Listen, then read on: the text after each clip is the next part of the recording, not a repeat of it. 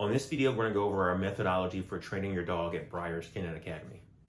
At Breyers Canine Academy, we utilize both positive and negative reinforcement, so your dog enjoys practicing desired behaviors with boundaries and rules, allowing the owner to successfully achieve their dog training goals. The reason we use positive and negative reinforcement is because when we're using positive reinforcement, we want the dog to enjoy what they're doing, and we want them to like what they're doing and feel good when they're doing the desired behavior. We use negative reinforcement so the dog understands that they also must do the behavior. When we're utilizing positive and negative reinforcement, we first start with positive reinforcement. We first start with positive reinforcement because we want the dog to become invested in the desired behavior. We want the dog to make it their choice. Before we start teaching the dog anything, we set these expectations for how to get their reward. Loss of focus equals loss of reward, meaning if you're not paying attention, you'll lose your food. You must try hard.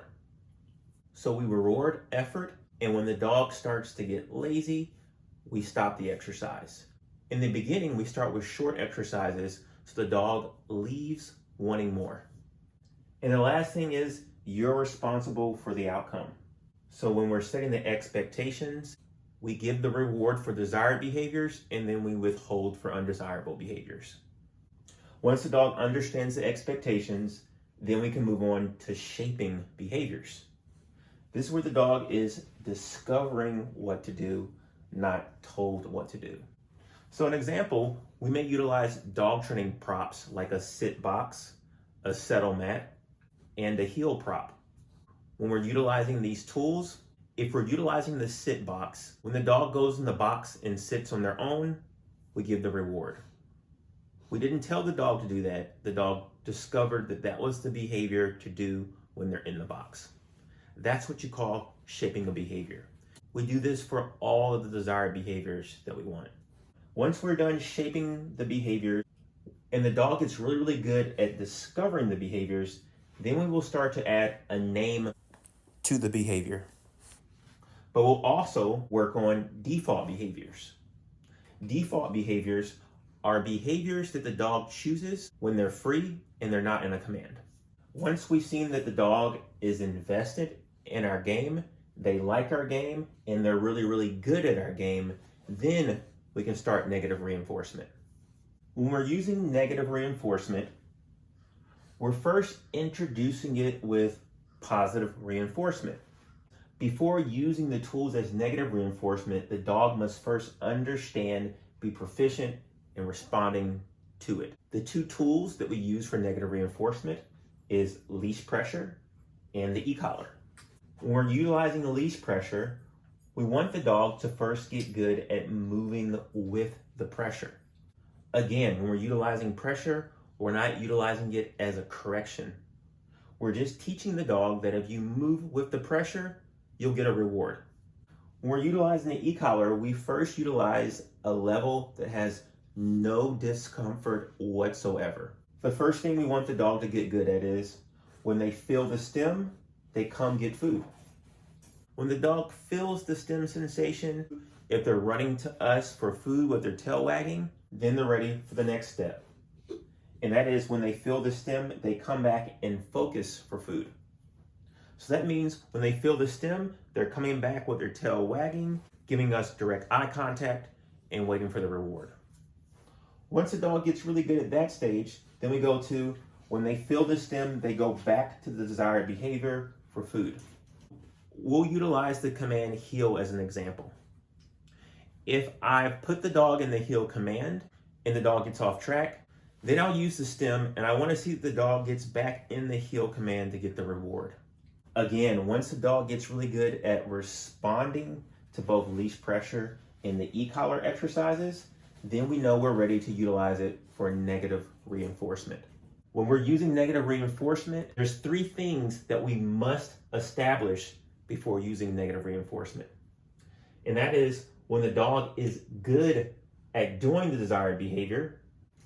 The first one is the main reason why we utilize positive reinforcement before we use negative reinforcement, because essentially we're utilizing positive reinforcement to get the dog really good at doing the behavior before we use negative reinforcement. 2, when the dog is confident and stable. An example would be if I'm in a brand new environment and I see the dog is timid, nervous, or scared, that would be a time where I would not use negative reinforcement. And the last one is when their focus is strong enough to get back on task when you apply negative reinforcement. So if I'm putting the dog in a situation and I see that they're getting what I call lost in the distractions, that is not a time that I would apply negative reinforcement. The mind's focus is not strong enough to be able to feel the negative reinforcement and get back on task. Once I can answer yes to all 3 of these things, then I know I'm ready to apply negative reinforcement when necessary. When we are applying negative reinforcement, we're also observing, are we having to over-utilize negative reinforcement? We utilize a 20% limit when we're utilizing negative reinforcement, which means 80% of the workout, you shouldn't have to use negative reinforcement.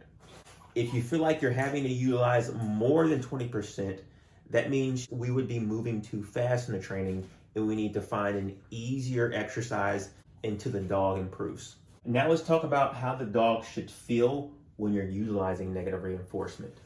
The dog should feel discomfort.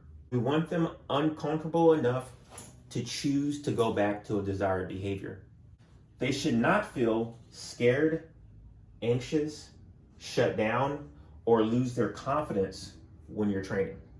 We believe that each dog has a different sensitivity to what is discomfort and what makes them scared, anxious, shut down, or lose confidence. What that means is negative reinforcement may look a little different for each dog. We believe that when you go through these steps, starting with positive reinforcement, then negative reinforcement, and staying within these boundaries, you prevent your dog from having a dysfunctional association to whatever negative reinforcement tool you're using. As well as when you're using positive reinforcement, you have a dog that's motivated and a willing worker when you're asking for a desired behavior. When we're training the owner, we want to make sure that at the end of the program, the owner is well equipped to be able to continue to have success with their dog training. In order for that to happen, we make sure we establish these 3 things before the end of the program. 1, we believe it's important for the owner to understand the psychology behind training their dog. If the owner doesn't understand why things are happening, they won't be aware of any future mistakes that they may possibly make. The second thing is we would make sure the owner executes the training successfully. We believe in training the owner at a pace in which they can digest the information and be supervised until they can develop enough self-awareness to practice things on their own. This consistency and intensity of the training allows us to instill strong habits into the owner, so reinforcing the training process becomes effortless. And the last one is problem solving. Not only do we want the owner to understand why the training works and they know how to reinforce the training, but we also teach the owner how to problem solve.